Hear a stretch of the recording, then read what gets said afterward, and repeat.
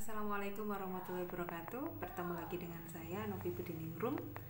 Kali ini kita akan belajar tentang efek obat yang tidak diinginkan ya. Jadi obat ini ada yang memang kita inginkan ya, sesuai dengan fungsi dari farmakodinamiknya.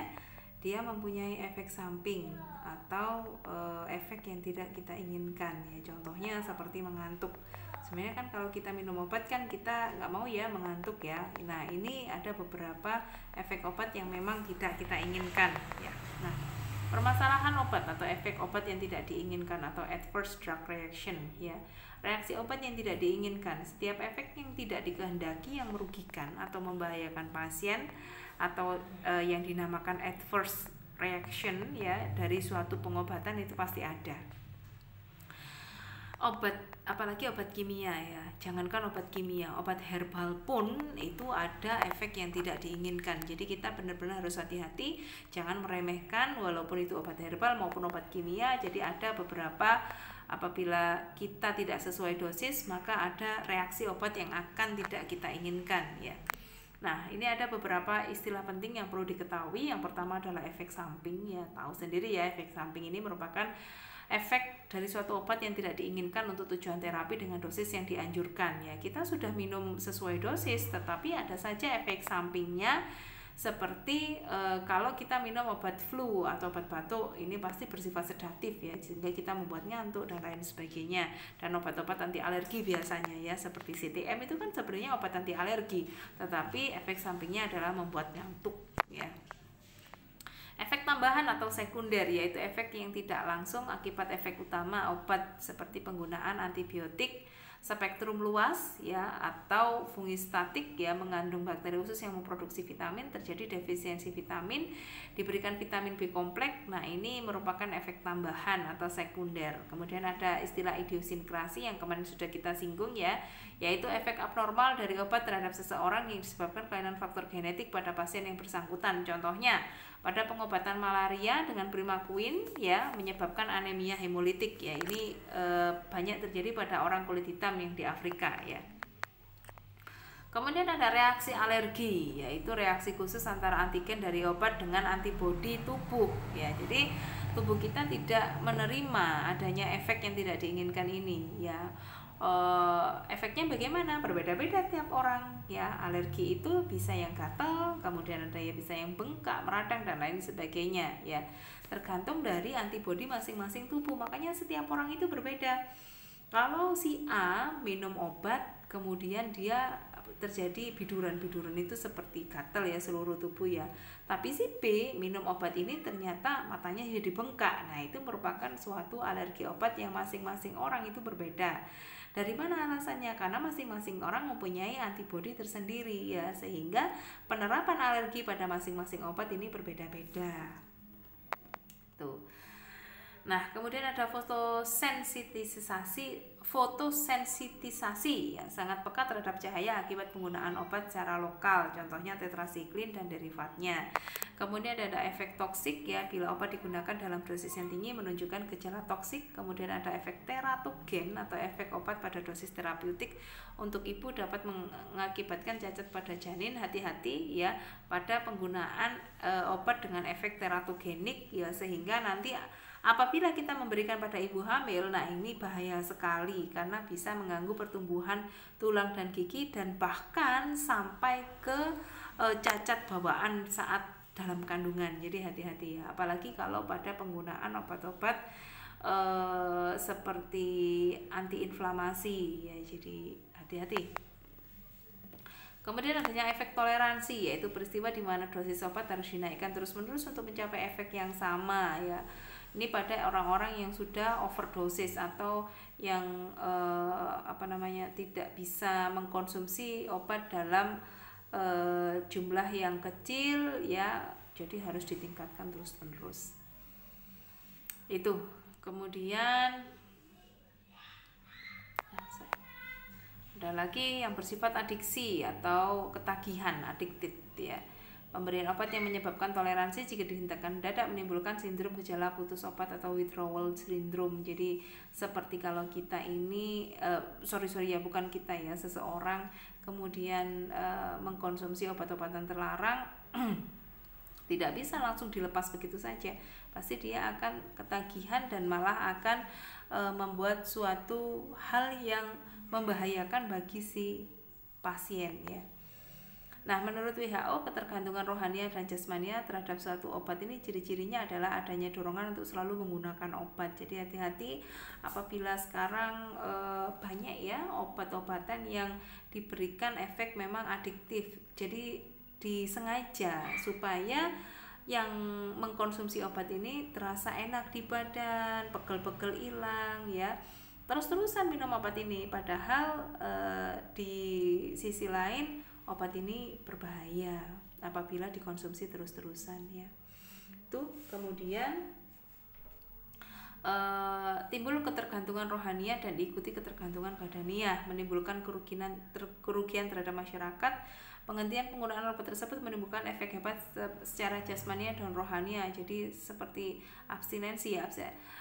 Kalau kita melihat orang yang sakau ya, ini kan bukan hanya badaniahnya dia yang tersiksa, tetapi juga rohaniahnya ya. Jadi jangan sekali-sekali kita abuse narkotik ya, jangan sekali-sekali kita menyalahgunakan narkotika ya.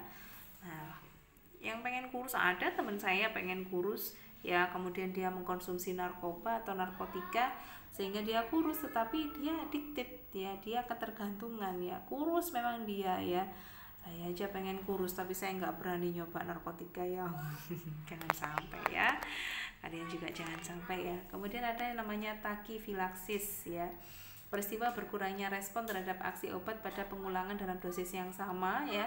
Respon mula-mula tidak dapat diperoleh meskipun dosisnya diperbesar. Jadi hati-hati, benar-benar hati-hati kalau kita sendiri ataupun kita nanti sampai memberikan obat terhadap pasien, jangan sampai seperti antibiotik ini apabila kita berikan atau kita konsumsi sendiri ya, jangan sampai hanya 1 hari kita konsumsi kemudian besoknya udah merasa enak udah nggak dikonsumsi lagi. Padahal antibiotik itu kan minimal itu harus 3 hari atau lebih baik ya 5 hari itu lebih baik ya. Kenapa? Karena dia bersifat resisten ya. Kalau seandainya kita seandainya kita putus 1 hari saja, maka kita akan kebal dengan dosis yang sama, sehingga nanti apabila kita memerlukan lagi akan ada penambahan dosis lagi untuk memberikan manfaat pemberian obat ini ya. Jadi harus betul-betul hati-hati. Kemudian ada istilah kumulasi, yaitu fenomena pengumpulan obat dalam badan sebagai hasil pengulangan dan penggunaan obat dan diabsorpsi lebih cepat dibanding ekskresinya. Adanya akumulasi obat pada pengulangan dan dosis terapi dapat terjadi efek toksik ya, jadi hati-hati. Kemudian ada resistensi bakteri. Nah, ini pada antibiotik yang seperti saya bilang tadi. Kalau seandainya antibiotik itu kan untuk bakteri ya, jadi hati-hati, antibiotik itu untuk bakteri, antibodi itu untuk virus ya, imunisasi itu juga virus ya. Jadi kalau bakteri ini hubungannya dengan antibiotik. Kalau seandainya kita resisten terhadap antibiotik tertentu, maka bakteri itu juga akan resisten, kebal terhadap antibiotik ini. Aku sudah kenal sama dia ya, jadi aku berani sama obat ini, katanya bakterinya gitu. Sehingga kita harus membutuhkan dosis yang lebih tinggi atau kita ganti dengan antibiotik yang melebihi dosisnya dari antibiotik yang sudah pernah diberikan. Jadi hati-hati. Kombinasi obat, penggunaan 2 obat atau lebih sehingga campurannya bersama-sama pada waktu bersamaan dapat menimbulkan efek antagonis ya. Ini kan sudah kita bahas yang kemarin ya. Efek antagonis ini, efek obat satu dikurangi atau ditiadakan oleh obat 2 khasiatnya berlawanan, sehingga tidak boleh diberikan secara bersama-sama atau bersamaan ya. Itu.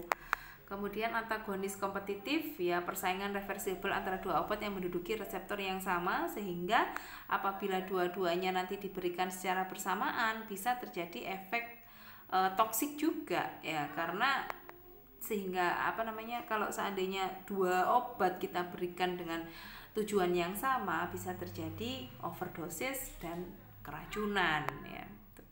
Sinergis, kerjasama antara 2 obat yang menghasilkan efek yang pertama penambahan ya. yang diberikan bersama-sama sehingga menimbulkan efek yang terpisah pada pasien. Contohnya seperti ini. Apabila kita memberikan obat ya, kemudian ini asetosal dan parasetamol ya. Asetosal itu sebenarnya kan juga antipiretik ya, parasetamol juga antipiretik ya. Nah, tetapi kalau kita berikan bersama-sama ya dengan efek yang sama, tetapi dia saling bersinergi, dia saling bekerja sama ya. Bolehlah diberikan ya, tetapi lebih baiknya kita berikan secara terpisah dalam masing-masing obat ya. Kemudian adanya potensiasi atau peningkatan potensi ya. Obat A dengan obat B saling memperkuat sehingga menghasilkan efek yang melebihi. Jadi melebihi dari apa yang kita harapkan ya efeknya. Interaksi obat yaitu pemberian lebih dari 2 obat pada pasien yang menimbulkan interaksi obat dalam tubuhnya. Efek obat A saling mengganggu sehingga timbul efek samping yang tidak diinginkan ya. Kemudian ada interaksi kimiawi ya. Jadi masing-masing obat ini berinteraksi dengan obat lain secara kimiawi. Kemudian kompetisi dengan protein plasma ya, analgesik seperti salisilat, fenilbutazon ya dapat mendesak ikatan warfarin dengan protein plasma sehingga terjadi pendarahan ya, itu tidak boleh. Kemudian ada inhibisi enzim bila obat A mengganggu dan menghambat fungsi hati atau enzim ya, sehingga eliminasi obat B diperlambat, akibatnya efek obat B meningkat sehingga terjadi toksik atau keracunan ya. Adanya induksi enzim ya, memacu pembentukan enzim hati sehingga mempercepat eliminasi salah satu obat dan menyebabkan salah satu efek obatnya berkurang ya. Nah, interaksi obat dengan makanan ya. Makanan ini bisa mempengaruhi farmakokinetik di dalam tubuh suatu obat ya. Contohnya absorpsi ya. Farmakokinetik ya, masih ingat ya, ADME, ada absorpsi, distribusi, metabolisme dan ekskresi ya. Absorpsi, obat diikat dan diabsorpsi oleh makanan sehingga absorpsinya di usus berkurang, akibatnya efeknya juga berkurang ya. Contohnya makanan kaya serat ya, diminum dengan levastatin atau penghambat kolesterol itu akan mengurangi efeknya ya. Kemudian sayuran dengan vitamin K ya, bayam, brokoli dengan antikoagulan, maka vitamin K menurunkan efek antikoagulan. Jadi harus benar-benar tahu kalau kita mempunyai pasien yang berhubungan dengan antikoagulan ini